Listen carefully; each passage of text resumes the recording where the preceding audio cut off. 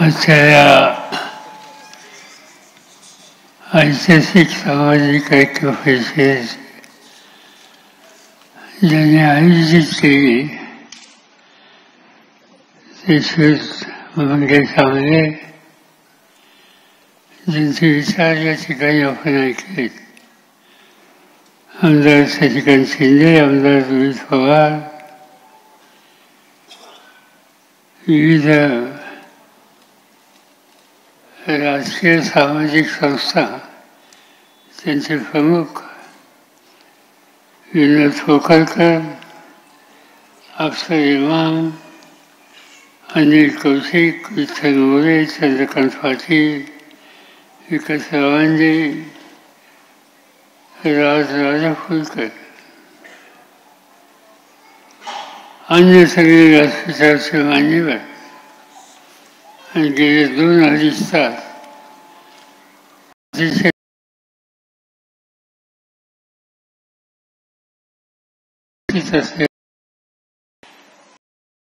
या परिषदेची हितचिंतक बंधू भगिनी, आज जे काही चित्र आहे महाराष्ट्रामध्ये आणि देशामध्ये, त्या परिस्थितीत बदलाव करण्याची आवश्यकता आहे. आणि तो बदलाव करायचा असेल तर जात पात धर्म भाषा यामध्ये जे अंतर आहे त्याचं स्मरण करून एकसंघ समाज आणि एकसंघ राष्ट्र ही संकल्पना घेऊन आपल्याला एकत्रित काम करण्याची गरज आहे. आणि ते करण्यासाठी माझ्या मते ही ऐक्य परिषद अतिशय मोलाची कामगिरी करेल. मंगेश आमलेंनी सांगितलं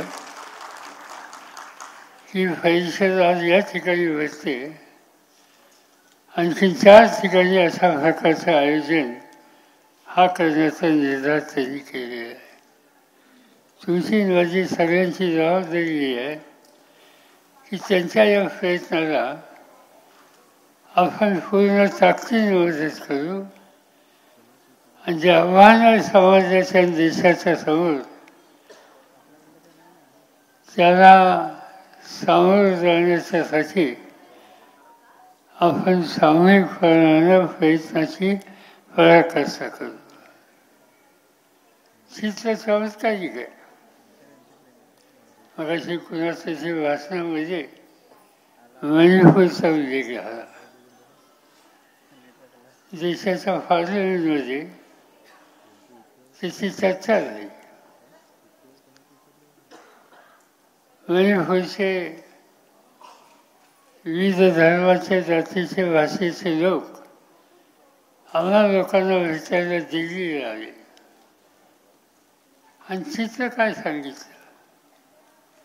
पिढ्यानपिढ्या एकत्र असलेला हा लहानसा प्राण अस्वस्थ झाला. 2 जमातीमध्ये संघर्ष झाला.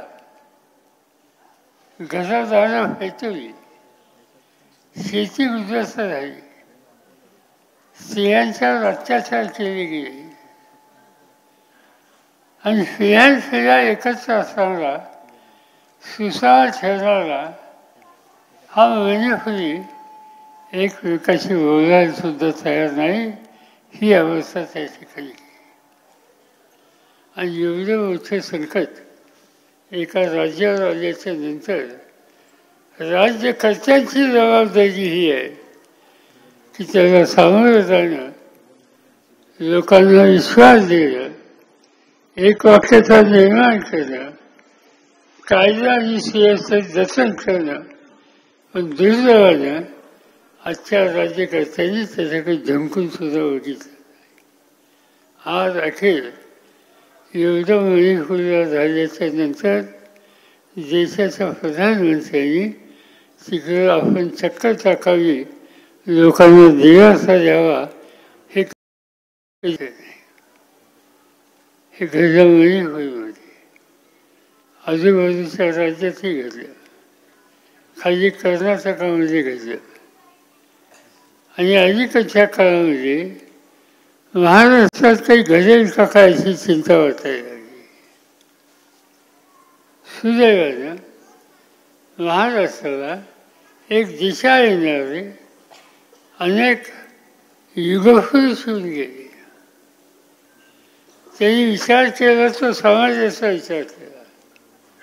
आज देशाच्या कानाकोपऱ्यामध्ये कुठेही गेल्याच्या नंतर या देशामध्ये अनेक राजे होऊन गेले, राज्य झाली, पण 350 वर्ष झाल्याच्या नंतर सुद्धा कुठेही देशाच्या कानाकोपऱ्यामध्ये कुणाला हा प्रश्न विचारला की इतक्या वर्षाच्या कालखंडामध्ये तुम्हाला आदर आणि अभिमान वाटावा असा कोण राजा या देशातून गेला, ते एकच नाव निघतं, शिवछत्रपतीचं.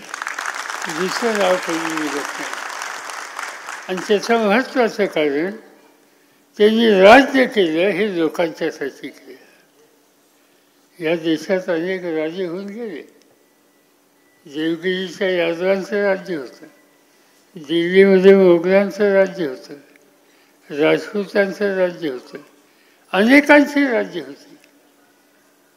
हे दिल्लीचं राज्य मोगलांचं राज्य म्हणून ओळखलं जात होतं. देवगिरीचं राज्य यादवांचं राज्य म्हणून ओळखलं जात होतं. शिवाजी महाराजांचं राज्य भोसल्यांचं राज्य म्हणून कधी ओळखलं गेलं नाही. हे रयतेचं राज्य आहे, हे हिंदवी स्वराज्य आहे. या राज्याच्या सर्वसामान्य माणसाचं हे राज्य आहे. आणि हे सूत्र छत्रपती शिवाजी महाराजांनी कृतीने आपल्या सगळ्यांच्या समोर केले. त्यांच्या कालखंडामध्ये काही लोकांनी विरोध केला. साधी गोष्ट आहे की राज्याभिषेक करण्याच्या संबंधीची भूमिका सांगण्यात आली. त्यावेळेला काही स्थानिक समाजातल्या लोकांनी हा अभिषेक देण्याच्यासाठी सुद्धा नकार दिला. आणि शेवटी उत्तरेकडनं कोणाचे आणावं लागलं आणि त्यांना ती महापूजा त्या ठिकाणी करावी लागली. याचा अर्थ त्या कालखंडामध्ये सुद्धा ऐक्याला धक्का देणारा एक वर्ग समाजामध्ये होता आणि तो दुर्दैवानं आजही कुठे ना कुठे बघायला मिळतोय आणि त्यामुळे प्रश्न निर्माण होतो. मगाशी अनेकांच्या भाषणामध्ये नावं केली गेली. शाहू महाराजांचं नाव घेतलं, सावित्रीबाई फुल्यांचं नाव घेतलं, महात्मा ज्योतिबा फुल्यांचं नाव घेतलं, बाबासाहेब आंबेडकरांचं नाव घेतलं. ही सगळी माणसं ही अत्यंत कर्तृत्ववान आणि सातत्यानं समाजाचा विचार करणारी असे महापुरुष या देशात, या राज्यात होते. कितीतरी गोष्टी सांगता येतील. सुरुवातीच्या भाषणामध्ये सांगण्यात आलं की राजा हे सगळे नेते होऊन गेले, त्यांनी जो विचार केला तो समाजाचा व्यापक विचार केला. महात्मा ज्योतिबा फुले यांच्या कितीतरी गोष्टी सांगता येतील. आपल्या आधीच्या भाषणामध्ये हे सांगण्यात आलं की हे ऐक्य, हे ऐकायचा, हे जर ठेवलं नाही तर राज्याच्या देशाच्या अर्थव्यवस्थेत विशेषपणा होईल. अर्थव्यवस्था मजबूत करायची असेल तर स्थिरता ही देशामध्ये असण्याची गरज आहे. महात्मा ज्योतिबा फुल्यांनी हा विचार, हा आदर्श पुढे ठेवला. देशामध्ये सामान्य लोकांच्या संसारामध्ये परिवर्तन झालं पाहिजे ही भूमिका त्यांनी सातत्याने मांडली. आणि त्याचं एकच उदाहरण सांगायचं झालं तर त्या काळामध्ये इंग्रजांचं राज्य होतं. इंग्रज राजा पंचम जॉर्ज हा भारतात यायला निघाला त्याचं स्वागत करण्याच्यासाठी एक कमान बांधली गेली त्यावेळेच्या राज्यकर्त्यांनी, ज्याला आपण गेटवे ऑफ इंडिया म्हणतो. ती गेटवे ऑफ इंडिया या ठिकाणी मुंबईत बांधली ती पंचमदेवाचं स्वागत करण्याच्यासाठी. पंचमदेवाची होत आली, इंडिया गेटच्या त्या ठिकाणी थांबली. त्यांचे अधिकारी हे सगळे त्या ठिकाणी उपस्थित होते पंचमदेवाच्या स्वागताच्यासाठी. आणि त्यावेळेला एका कोफ्यामध्ये एक फेटा मुंजासा बांधणारा, हातात कागद घेऊन उभा राहणारा एक कोणतरी खेळून त्या ठिकाणी उभा होता. पंचमदेवात उतरल्या, वरतीतनं त्याचं स्वागत झालं, त्याला सल्यूट दिला. आणि त्यावेळेला या कोफ्यामध्ये जो मुंजासेवाला उभा होता हातात कागद घेऊन, त्याला त्यावेळेच्या पोलिसांनी बाजूला केलं. पंचमदेवांनी ते पाहिलं.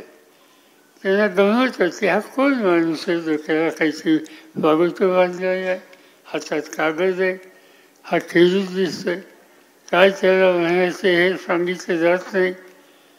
त्यांनी सांगितलं अधिकाऱ्यांना त्या ग्रस्ताला थांबून द्या, त्याच्या हातात काय कागद आहे तो मला बघायचा आहे. आणि तो कागद शेवटी त्यांच्या हातात दिला.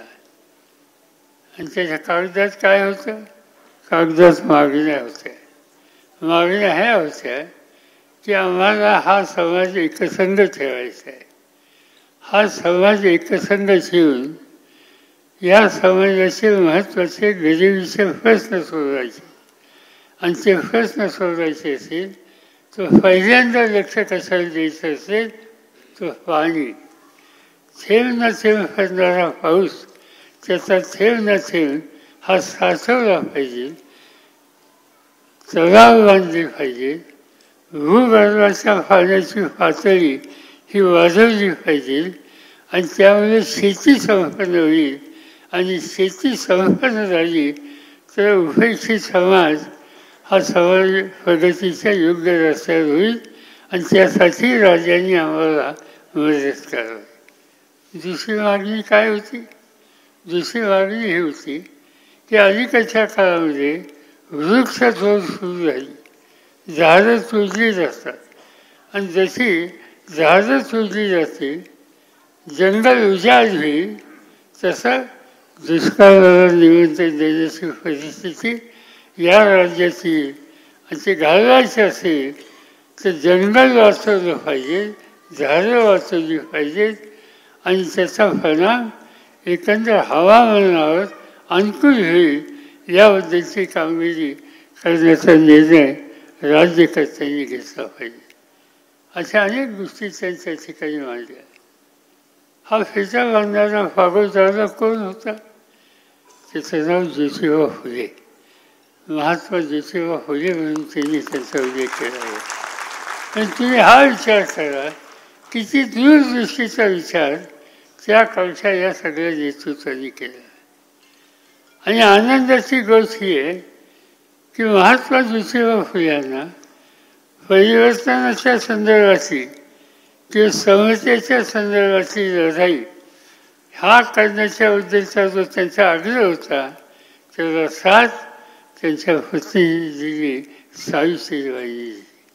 पुण्याच्या विजयवाड्यामध्ये सावित्रीबाईंनी एक शाळा काढली आणि मुला मुलींना शिक्षण कसं देता येईल, विशेषतः मुलींच्या शिक्षणाच्यासाठी त्यांची फराकासा केली. रोज ते घरातून जात असताना शाळेमध्ये मुलींना शिकवतात हे त्यावेळेच्या समाजाला पटलं नव्हतं. आणि त्यामुळे सावित्रीबाई शाळेत जात असताना कधी त्यांच्यावर चिखल टाकला, कधी त्यांच्यावर शेण मारलं गेलं, कधी त्यांच्यावर खडे मारले गेले, हे सगळं घडलं. पण या माऊलीने शिकाची शोधली नाही. जाताना जो एक साडी अंगावरची आणि दुसरी एका कापसामध्ये दुसरी गुंडाळलेली साडी घेऊन त्या जायच्या त्या शाळेमध्ये. आणि कुठे अंगावर चिखल असेल किंवा त्या ठिकाणी अंगावर शेण टाकलेलं असेल तर ती साडी बदलायची आणि बरोबर घेतली दुसरी साडी घ्यायची, पण शाळा चालू ठेवायची, मुलींचं शिक्षण चालू ठेवायचं, हा आग्रह सावित्रीबाईंनी कधी सोडला नाही. हा प्रत्येक व्यक्ती आपण भाग्यवान आहोत की यांनी आधुनिकतेचा विचार केला, समतेचा विचार केला, प्रगतीचा विचार केला. शाहू राजांच्या बद्दलच्या अनेक गोष्टी सांगता येतात. शाहू राजांनी हा पहिला राजा आहे की त्यांनी समाजाच्या घटकांना 50% आरक्षण दिलं, शिक्षणाचे दरवाजे खुले केले, खोट्या गोष्टी समाजात सांगणाऱ्यांना कधी थारा दिला नाही. एक दिवशी महाराजांच्याकडं निरोप आला त्यांच्या सरदार लोकांच्याकडनं की कर्नाटकातनं एक अतिशय ज्ञानी माणूस या ठिकाणी येतोय आणि तो ज्ञानी माणूस येतोय त्याला तुम्ही भेटावं. महाराज म्हणजे की त्या माणसाची मला माहिती नाही, उगीच मी काही कोणाची प्रतिष्ठा वाढवणार नाही. नाही म्हणजे सरदार लोकांनी सांगितलं की ती ज्ञानी व्यक्ती असे की त्याला उद्या काय होणार हेही कळतं, परवा काय होणार हेही कळतं आणि तुम्ही भेटलंच पाहिजे. म्हणून सरदार लोकांनी फार हट्ट केला आणि म्हणून शेवटी महाराज म्हणजे मी भेटतो. ठरलेल्या दिवशी त्याला महाराज त्याला भेटले आणि तो ज्ञानी माणूस रडायला लागला. महाराजांनी विचारलं काय झालं तुम्हाला, रडायचं कारण काय?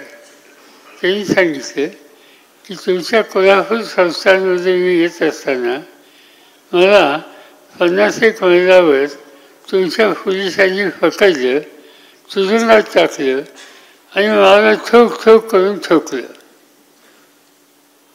असं झालं म्हणजे महाराजांनी विचारलं असं तुम्हाला वागणूक मिळाली?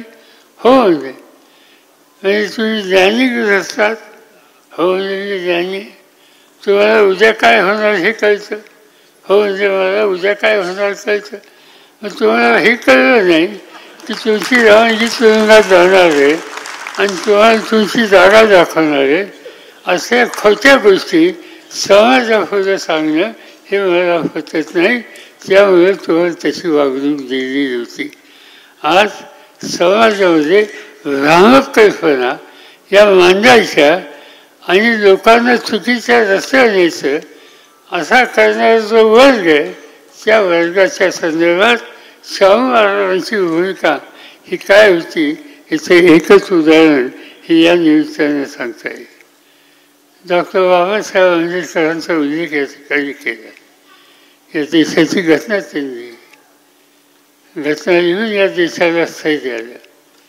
आज हा देश एकसंघ आहे, तिथे काही फरक नसतील, पण तरी देश एकसंघ आहे आणि त्याचं महत्त्वाचं कारण या देशाची संविधान आणि ती संविधान बाबासाहेबांनी तयार केली. पण लोकांना बाबासाहेबांचा परिचय हा संविधान म्हणून होतो. दलितांच्यासाठी प्रयत्न करणारा दूरदृष्टीचा नेता म्हणून होतो.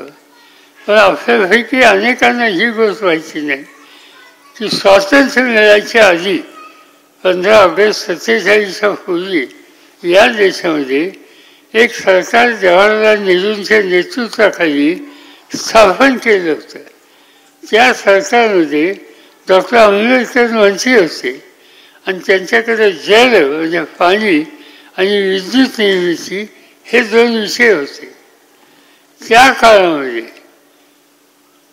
आज घटना ही महत्त्वाची आहे, पण आंबेडकरांची विचारधारा विचारशक्ती ही इतकी प्रगल्भ होती की त्या मंत्रिमंडळामध्ये ते असताना ते 2 गोष्टी अत्यंत महत्त्वाच्या केल्या.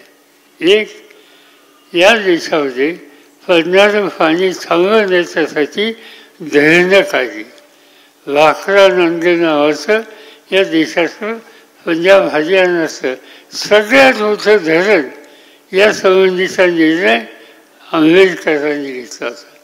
दक्षिणेमध्ये दामोदर राहिली कॉर्पोरेशन नावाचं सगळ्यात मोठं धरण आहे याचा निर्णय बाबासाहेब आंबेडकरांनी घेतलेला होता. आणि ते एवढंच करून थांबले नाही. या पाण्याचा प्रवाह खाली पडल्यानंतर त्यापासून वीज तयार करणे शक्य आहे हा विचार त्यांनी मांडला मंत्रिमंडळामध्ये स्वातंत्र्याच्या आधी. आणि जलविद्युत केंद्र उभारण्याची आज देशाला आवश्यकता आहे. जशी विद्युत पुरवठा वाढेल तशी देशाची प्रगती होईल. आणि त्यासाठी हे निर्णय घेण्याच्या संबंधीचा आग्रह हा आंबेडकरांनी केला. एवढंच नव्हे, अलीकडच्या काळामध्ये आपल्याकडं विद्युत मंडळ होतं किंवा ज्या राज्यात अधिक वीज आहे आणि ज्या राज्यात कमी वीज आहे त्या अधिक वीज असलेल्या राज्याची जादा वीज ही कमी वीज असलेल्या राज्यांना द्यावी याच्यासाठी आज या देशामध्ये पॉवर ग्रीड कॉर्पोरेशन नावाची एक संस्था म्हणून देशात काम करते. त्याची निर्मिती स्वातंत्र्याच्या आधी करण्याचा निर्णय हा आंबेडकरांनी घेतलेला होता. आणि म्हणजे या सगळ्या लोकांच्यामध्ये आधुनिकता होती, समतेची भावना होती, प्रगतीचा विचार होता. आणि त्यामुळे खऱ्या अर्थाने या लोकांनी आपल्याला दृष्टी दाखवली. अनेक गोष्टी सांगता येतील, प्रत्येक व्यक्तीच्या संदर्भात ते करता येते. कर्तृत्वाचा मागचा हा ठराविक लोकांच्याकडे नसतो. कर्तृत्व दाखवण्याच्यासाठी कष्ट केले, तयारी केली दाखवली तो माणूस यशस्वी होतो. आज मंगेश आंबले या ठिकाणी आले. कुठले असे मंगेश आंबले? हे आंबले जुन्नर तालुक्यातले. हा जुन्नर म्हणजे काय? एकेकाळी जुन्नर तालुक्याच्या गेल्या आठवड्यात माझा मुक्काम जुन्नर तालुक्यात होता. नारायणगाव त्या भागातही होतं. एकेकाळी हा जुन्नर म्हणजे एका दृष्टीनं शेतीच्या मध्ये काही सुधारणा नसलेला भाग. आणि म्हणून जुन्नरची आमची सगळी मंडळी मुंबईला यायची. क्रॉफर्ड मार्केटला तुम्ही गेला त्यावेळेच्या किंवा भायखळ्याच्या भाजी बाजारात गेला तर तिथे जॅकेट घातलेला. अगदी पहाटे सकाळी 4 वाजता उठून भागात येणारं पीक किंवा भाजीपाला किंवा फळं त्याचं ताब्यात घेऊन त्याची विक्री करणारा हा आमचा जुंजरी. त्यांना जुन्नर नाही म्हणत, त्यांना जुंजरी म्हणतात. हे मंगेश आंबले हे जुंजरी आहेत. आणि हा जुंजरी असलेला ग्रस्त काही फार सुरू नाही. पण जुंजरीचं वैशिष्ट्य एक आहे की एखादं काम हातात घेतल्याच्यानंतर कितीही कष्ट करायला लागले आणि कितीही संकट आली तर त्याचा मात केल्याशिवाय हा जुंजरी गप्प बसत नाही. आणि त्याचा प्रयोग आज सायबर क्राईम, आज सगळ्या दुनियामध्ये जी नवीन टेक्नॉलॉजी मदत करणारी आणि चिंता करणारी जी आहे त्या संबंधीचं ज्ञान, त्या संबंधीचं त्याबद्दलचं आत्मसात करण्याची भूमिका आंबेंनी केली. आणि त्यामुळे सायबर क्राईम हा एक धोका समाजाच्या समोर आहे. त्याच्यातून काही मार्ग काढण्याच्याबद्दलची कामगिरी त्यांनी या ठिकाणी केली. हे जुन्नरचं वैशिष्ट्य आहे आणि त्यामुळेच हे खऱ्या अर्थानं घडले. अनेक गोष्टी सांगता येतील. वेगवेगळ्या क्षेत्रात त्यांनी काम केलं. देशामध्ये देशाच्या बाहेर त्यांना पुरस्कार मिळाले. त्याचा सन्मान त्याचा कर्तृत्वाचा दृष्टीचा हा बाहेरच्या लोकांनी सुद्धा केला. आणि त्यामुळं तुम्हाला मला सगळ्यांना त्यांचा अभिमान आहे. हे सगळं होत असताना या गोष्टी आपल्याला करायच्या. पण दुसऱ्या बाजूने काही लोक जात पात धर्म भाषा याच्यातून माणसामध्ये एक प्रकारचा अंतर वाढवायला लागलेली आहे. आणि हे मोठं संकट आहे समाजावर. या परिषदेचं वैशिष्ट्य हे आहे की समतेचा विचार करणारी ही परिषद आहे, ऐक्याचा विचार करणारी परिषद. महाराष्ट्र एका दृष्टीनं भाग्यवान राज्य आहे. तुम्ही आम्ही भाग्यवान आहोत. ज्यांची नावं मी या ठिकाणी घेतली, मग फुले असतील, सावित्रीबाई असतील, शाहू महाराज असतील, आंबेडकर असतील, अनेक अशा विभूती या ठिकाणी होऊन गेल्या की त्यांनी एक कर्तृत्वाचा नवीन रस्ता जनतेला दाखवला. आणि हा दाखवत असताना त्याच्यामध्ये कोणत्या जातीचा, कोणत्या धर्माचा, कोणत्या भाषेचा हा विचार कधी केला नाही. स्त्री पुरुषसुद्धा कधी विचार केला नाही. मगाशी मी सांगितलं की कर्तृत्व हे दोघांच्यातही असतं, पुरुषातही असतं, स्त्रियांच्यात सुद्धा. स्त्रियांना काम करायला संधी देण्याच्या बुद्धीची आवश्यकता. मला लोक नेहमी म्हणतात की तुम्ही देशामधलं पहिलं महिला धोरण स्वीकारलं. खरं आहे, ते महिला धोरण मी काढलं आणि त्याची कारणं आहेत. म्हणजे मी अनेक गोष्टी पाहिल्या. मी देशाचा संरक्षण मंत्री होतो, अमेरिकेला गेलो. परदेशामध्ये एक पद्धत आहे की संरक्षण मंत्री एखाद्या देशाचा आल्यानंतर विमानतळावर त्याला सॅल्यूट दिला जातो फौजेत घेऊन. मी अमेरिकेत उतरलो वॉशिंग्टनच्या एअरपोर्टला आणि उतरल्याच्या नंतर मला सॅल्यूट देण्याच्यासाठी अमेरिकन सैनिक त्या ठिकाणी होते. आणि मी खाली उतरल्याच्या नंतर बघितलं तर त्याच्यात एकही पुरुष सैनिक नव्हता, सगळ्या मुली होत्या. आणि त्या मुलींनी लष्करी वेशाच्या मला सॅल्यूट दिला. नंतर माझ्या चर्चेमध्ये संरक्षण मंत्र्याशी मी त्यांना प्रश्न विचारले की हा मुलींचा अनुभव तुम्हाला काय आहे. त्यांनी सांगितलं काही फरक नाही, पुरुष सैनिक जवळ काम करतो तर ह्या मुली काम करतात.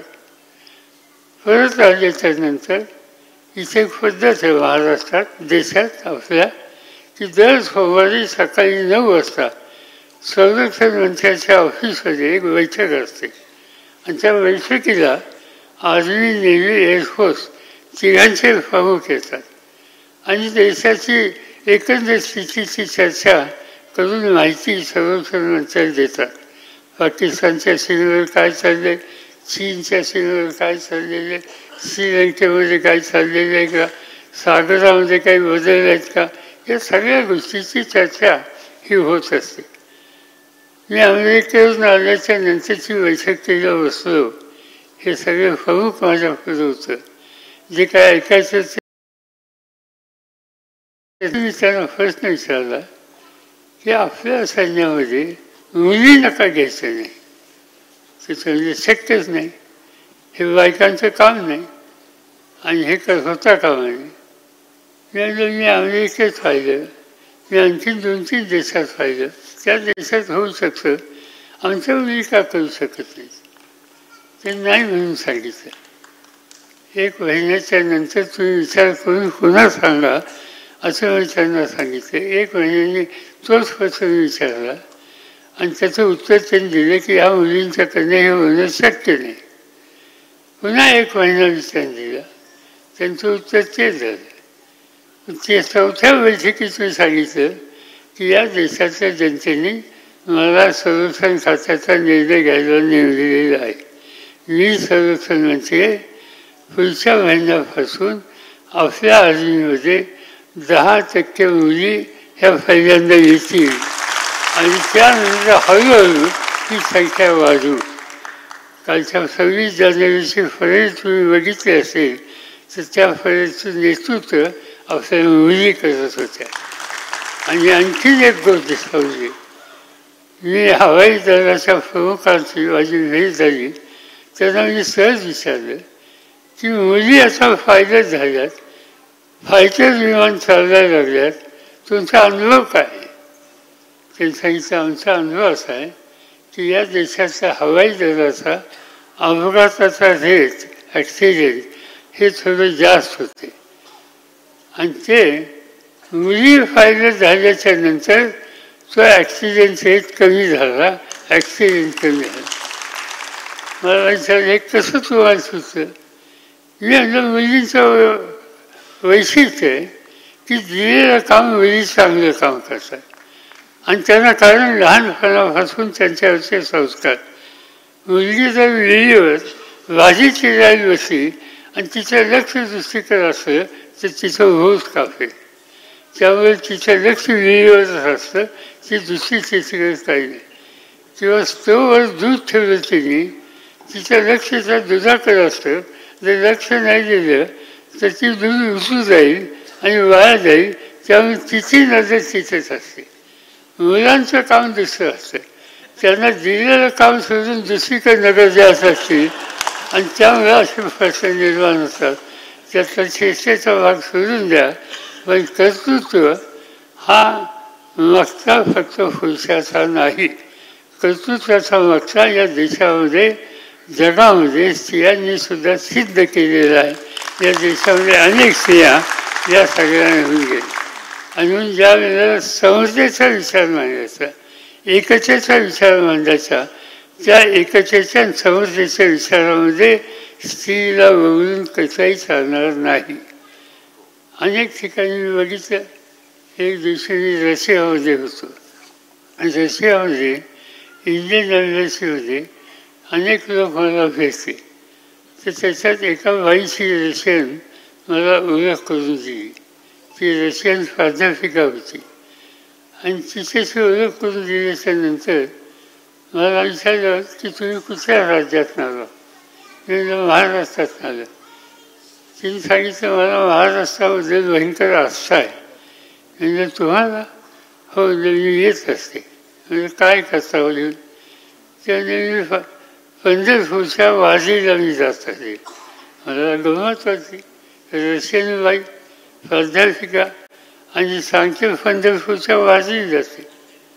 त्याच्यानंतर त्या आल्या तर मी त्यांना सांगितलं माझ्या घरी उतरा. माझ्या घरी उतरलं आणि त्याच वेळेला पुण्याच्या काही उच्च शिक्षित काही भगिनी या मला भेटायला आल्या आणि मी त्यांना ओळख करून दिली. ही रशियन बाई पंढरपूरच्या वारीला जात असते. तर आमच्या पुण्याच्या भगिनीने प्रश्न विचारला, असं म्हणजे वारी जातं? हो, म्हणजे वारी जातं. कुठून जाता? म्हणजे पुण्याहून जाता का सासवडवरून जाता? तर रशियन बाईने उत्तर दिलं की माऊलीचं दर्शन घेऊन पंढरीला जो निघतो ते तुकोबाचं दर्शन घेऊन जो पंढरी निघतो त्याला वारी म्हणतात. मध्ये आलेले असतात त्याला हौशी गवशी म्हणतात. मी हौशी गवशी नाही. रशियन असली तर मी खरी भारतीय आहे. पण सांगायचं तात्पर्य असं की स्त्रियासुद्धा या सगळ्या गोष्टीचा सुद्धा गांभीर्यानं विचार करतात आणि त्यामुळे समतेचा विचार ज्यावेळी तुम्ही मांडाल किंवा समतेची संकल्पना मांडाल त्याच्यामध्ये स्त्री पुरुष हे चित्र कधीही ठेवायचं नाही. स्त्री आणि पुरुष या दोघांना समान अधिकार, समान संधी ही त्या ठिकाणी द्यायची आणि ते काम आपण केलं पाहिजे. मंगेश आंबले आणि त्यांच्या सगळ्या सहकाऱ्यांना मी आग्रहानं एकच सुचवतो की तुम्ही ही परिषद आज या ठिकाणी घेतली. ही परिषद आपण आणखी काही ठिकाणी घेणार आहात. हे काम चालू ठेवा. आम्ही सगळे तुमच्या पाठीशी राहू आणि त्याचं कारण आपल्याला समाजाचं मन तयार करायचं आहे. समाजाची एक बौद्धिक क्षमता तयार करायची, विचारधारा मजबूत करायची आणि ती करायची असेल तर समतेचा विचार हा सोडून आपण कधीही यशस्वी होणार नाही. त्या समस्येचा विचार घेऊन तुम्ही हा कार्यक्रम या ठिकाणी आखला त्याबद्दल तुम्हाला धन्यवाद एवढंच सांगतो आणि माझे 2 शब्द संपवतो. इथे उपस्थित असलेल्या